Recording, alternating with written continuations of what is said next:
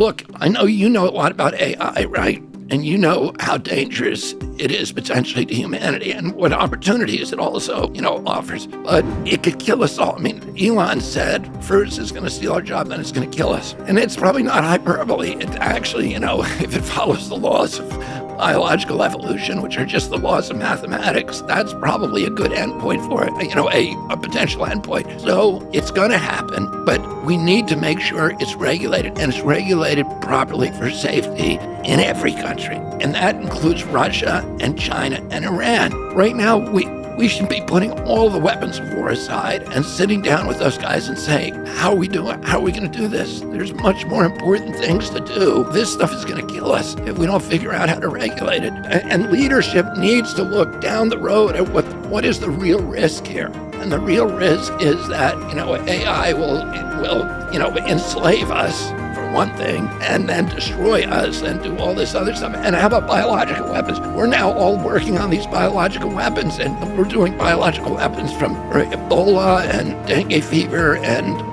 all of these other bad things, and we're making ethnic bioweapons that can only kill Russians, bioweapons that the Chinese are making that can kill people who don't have Chinese genes. All of this is now within reach. We're actively doing it, and we need to stop it.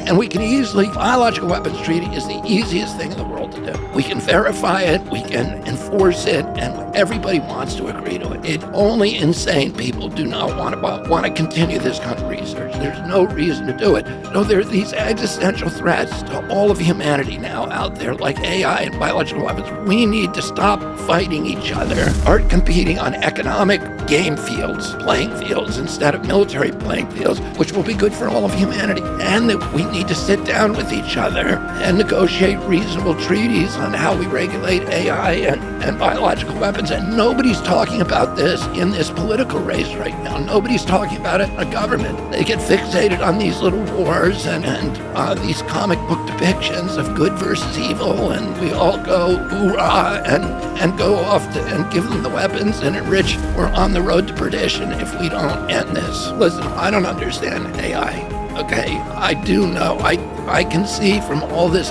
technology how it's this kind of turnkey totalitarianism that once you put these systems in place, they can be misused to enslave people, and they can be misused in wars and, to subjugate, to kill, to do all of these bad things. And I don't think there's anybody on Capitol Hill who understands this.